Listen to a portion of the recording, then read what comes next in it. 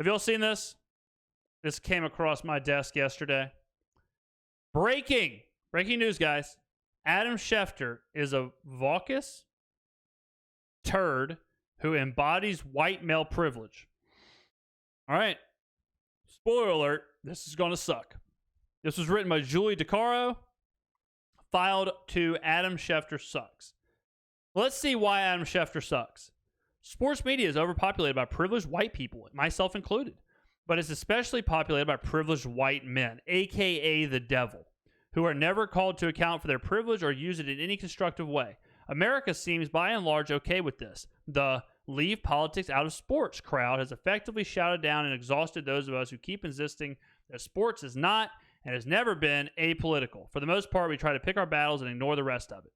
But sometimes a white media person, a.k.a. the devil, does something that evidences such terrible judgment, such lack of compassion or care for the people they cover, and that it merits them calling out on. Witness then this tweet from ESPN's Adam Schefter.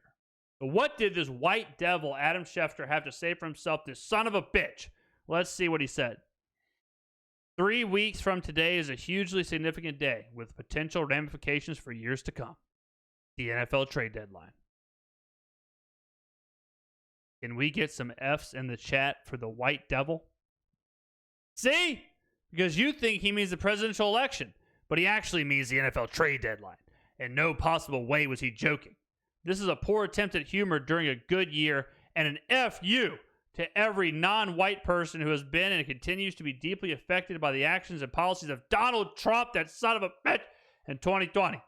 While the president continues to refuse to disavow white supremacy, shout out to Jamel Hilda. I think that's all you really needed to know about this article.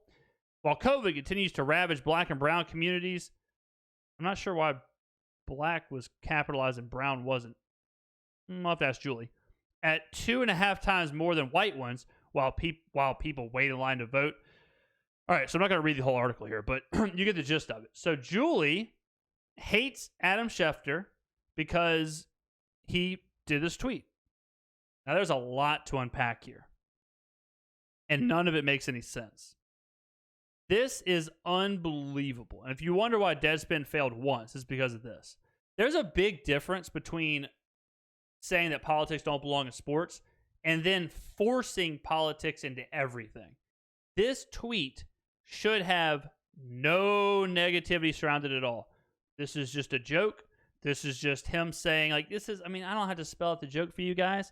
He's leading you into obviously a very significant day, obvious ramifications for years to come. He's setting you up, and then he's putting his thing, he's an NFL reporter, he's putting his thing on the same parallel of that, which is to show the importance of the NFL trade deadline in the exact industry that he is in.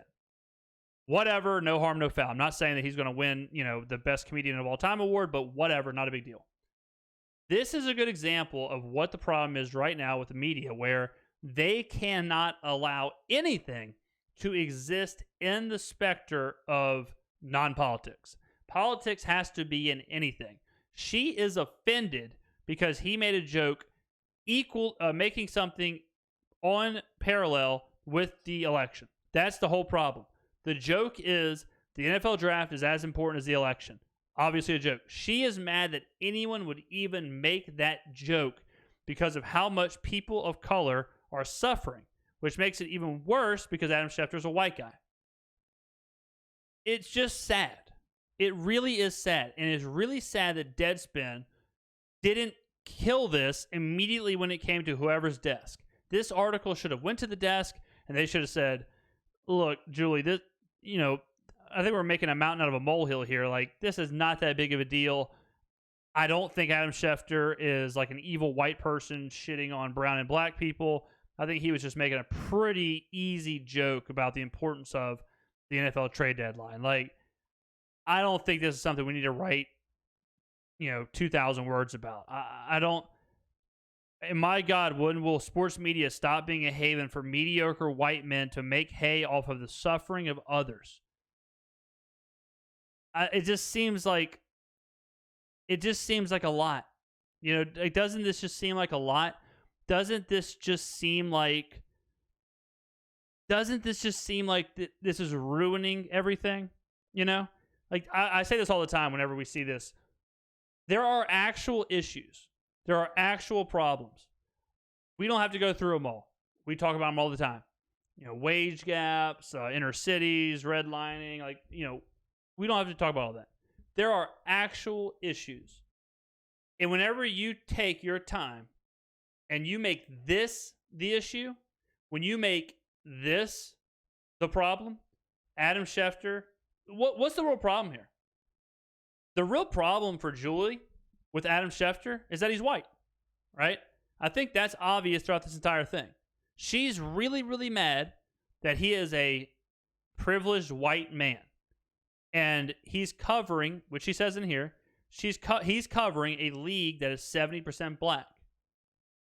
Which, like, how is that a negative to Adam Schefter?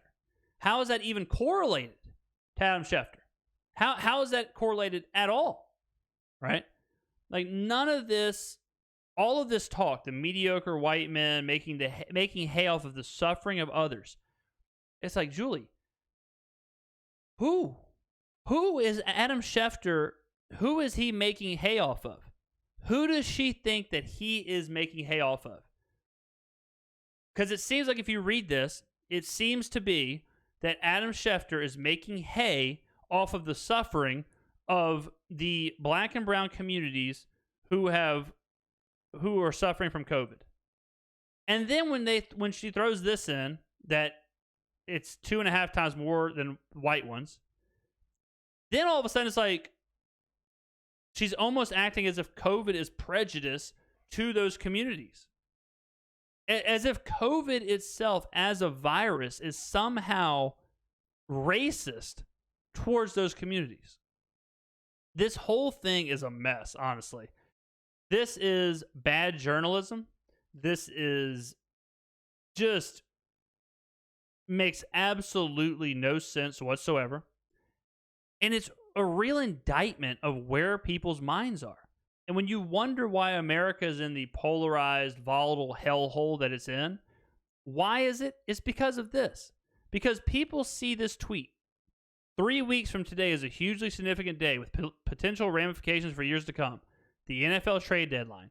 And somehow someone can play whatever, the Kevin Bacon thing, whatever, 6 cents of Kevin Bacon, whatever it's called. 6 degrees of Kevin Bacon? I just made the 6th Sense with Kevin Bacon. That'd be a hell of a movie. But they play the Kevin Bacon game, and they try and correlate this tweet somehow to COVID affecting black and brown communities 2.5 times more than white ones. What? What does this tweet have to do with COVID? What does this tweet have to do with COVID? How is there any kind of link at all? How is there a link to Donald Trump? Like, this isn't an I Spy booklet. We don't have to search every single tweet, every joke, every movie, every TV show with this. And this is the issue, is that can politics be in the NFL? Sure. But we don't need to force politics into every single thing, because once you do that, it makes whatever the hell you're talking about way less important. It makes all this she said right here, all of this seems much less important when she's advocating this and fighting against an Adam Schefter tweet. Deadspin is going to fail again. Deadspin will fail again if they are pushing more of this. There is no one in the world besides Julie and probably Keith Olbermann that have let politics seep into their brain this much that they can take this tweet from Adam Schefter and somehow compare it or contrast it to the suffering of the less fortunate, or suffering to whoever is suffering. I don't know. Whoever's suffering. So I don't get it. I don't understand it. I don't see how this hasn't been taken down yet. It's embarrassing. This is it, man. This is 2020.